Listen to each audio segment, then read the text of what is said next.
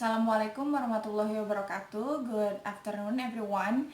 Welcome to my class English course with me Santi.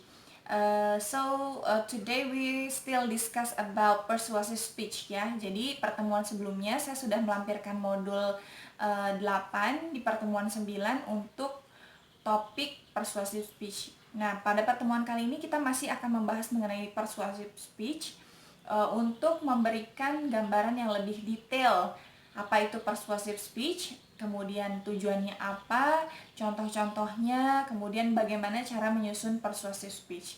Karena tugas yang saya berikan itu merupakan tugas yang gabungan antara tugas pertemuan 9 dan juga pertemuan 10.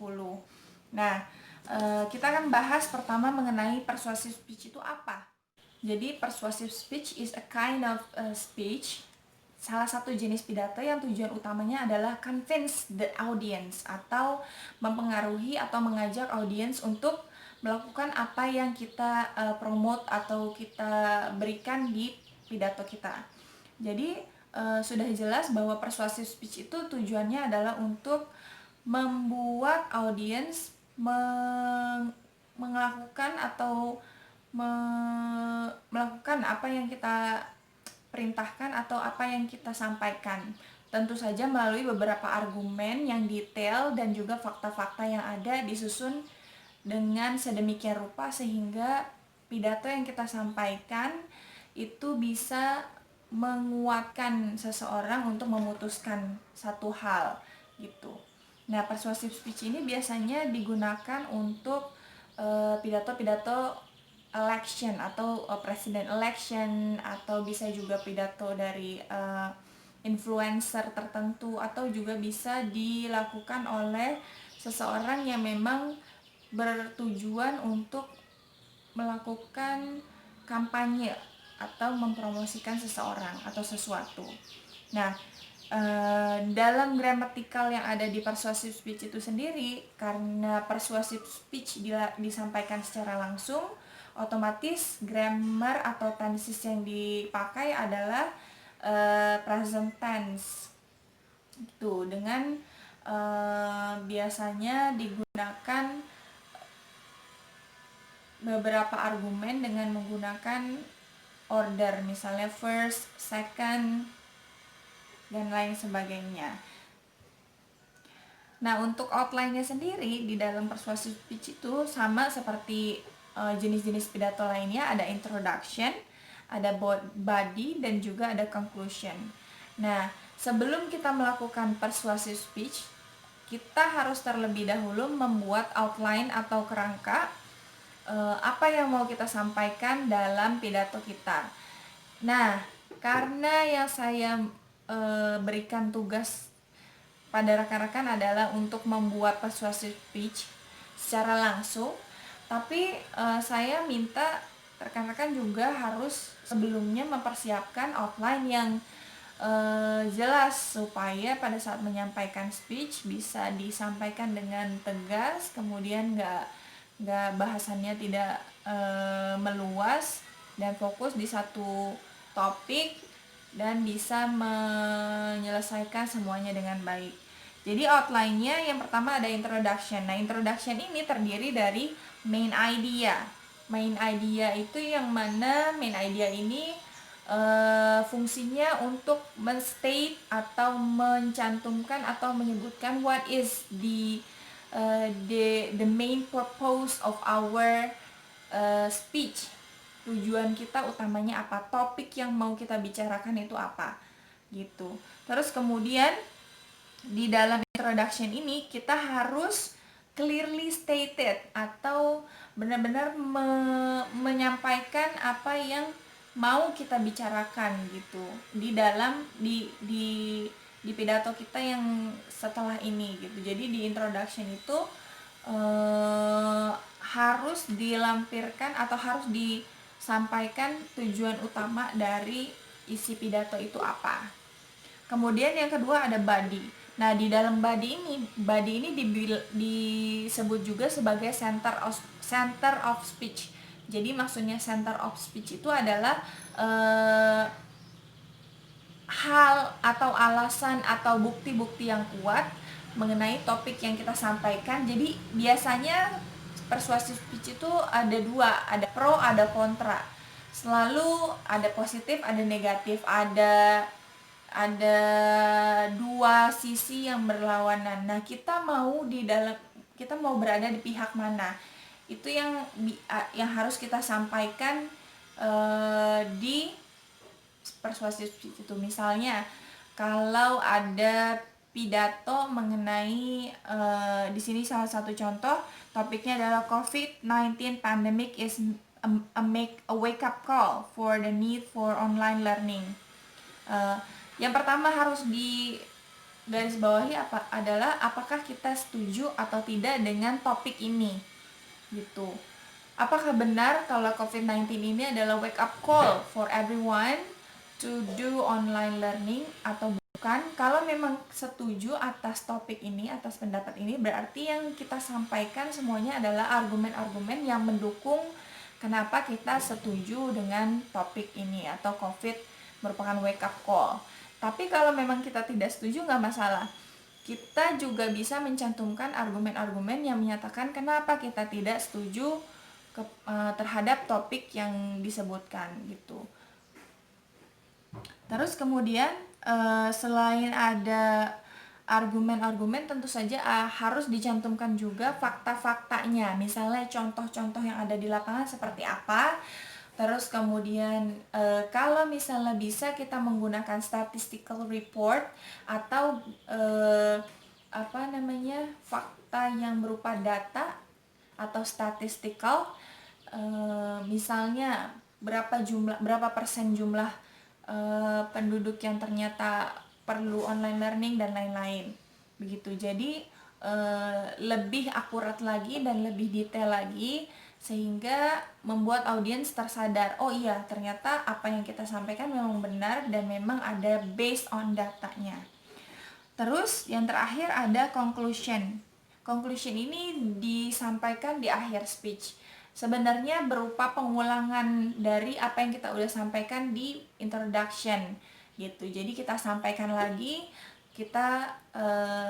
apa yang mau kita diskusikan atau apa yang ingin what we want to expect from our speech. Apa yang mau kita harapkan dari pidato yang sudah kita sampaikan itu. Harapannya apa dan poin yang persuasif. Poin yang persuasif itu maksudnya poin-poin di mana kita bisa mempengaruhi si audiens untuk mengikuti apa yang kita bicarakan. Begitu. Nah, di dalam persuasive speech ini saya membuat beberapa topik untuk bisa kamu gali positif atau pro dan kontranya. Kemudian kamu bisa putuskan topik mana yang mau kamu bahas dan kamu buat kerangkanya atau outline dari persuasive speech ini gitu. Jadi saya meminta kamu untuk melakukan pidato yang mana sebelumnya sudah kamu persiapkan outline-nya di kertas atau di mana, dan outline itu nanti harus juga kamu cantumkan di akhir video kamu gitu. Jadi untuk tugas pertemuan 9 dan ke-10 itu bentuknya project, individual project. Nah, kamu harus membuat pidato persuasif atau persuasive speech di dalam video, di satu video.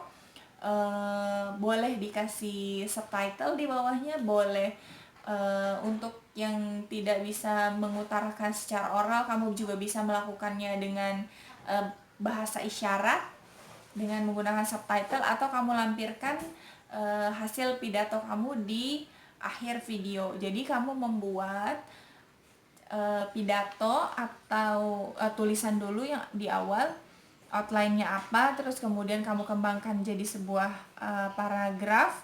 Nah, paragraf itu kamu sampaikan melalui persuasive speech. Jadi yang saya nilai di sini adalah kemampuan writing dan juga speaking kamu.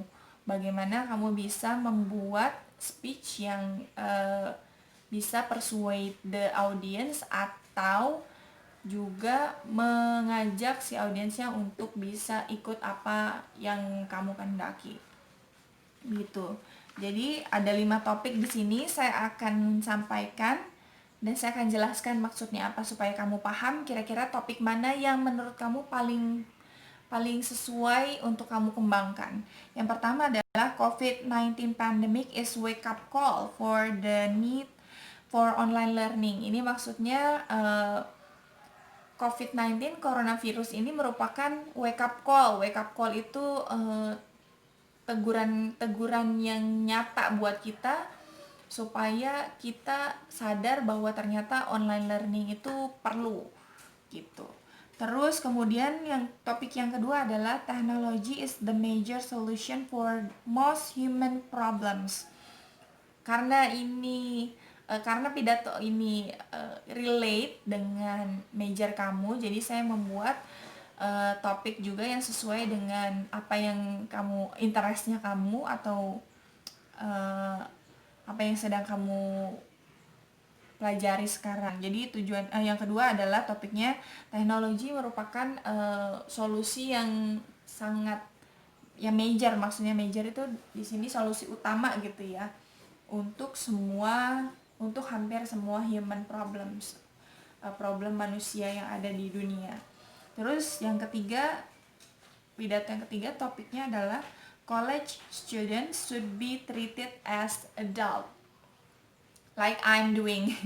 Jadi saya merasa bahwa kamu adalah adult karena kamu sudah di college, kamu sudah study in higher education. Jadi saya merasa bahwa kamu dewasa. Tapi mungkin ada sebagian orang yang berpikir atau yang berasumsi bahwa college students itu bukan manusia yang dewasa seutuhnya gitu. Nah, menurut kamu seperti apa? Topik ini itu bisa nggak kamu kembangkan menjadi sebuah persuasive speech?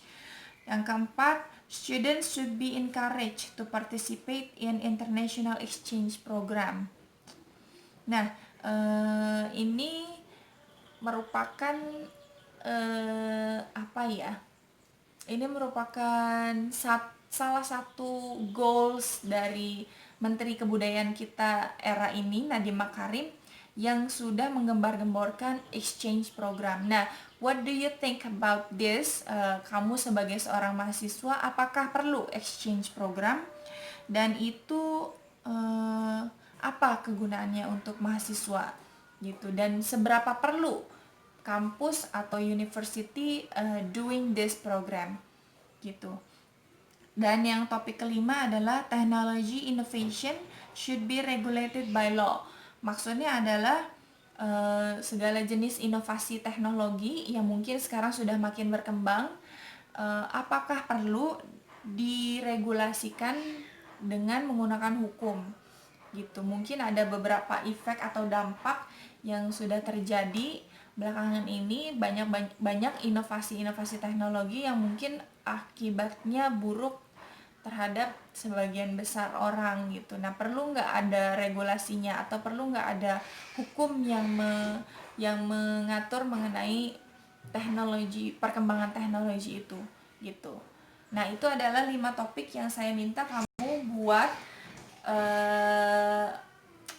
buat persuasive speech-nya, kemudian kamu sampaikan melalui video, karena saya juga menyampaikan di sini melalui video, dan jadi saya harap kamu bisa membuat satu video yang isinya persuasive speech, yang di bagian akhirnya jangan lupa dilampirkan teksnya, kemudian kamu buat sebaik mungkin, karena ini merupakan bagian dari project untuk semester genap ini. Oke, itu aja dari saya. Terima kasih atas perhatiannya. Kurang lebihnya mohon maaf. Assalamualaikum warahmatullahi wabarakatuh. Good afternoon dan sehat semua, sehat selalu untuk kita semua. Terima kasih.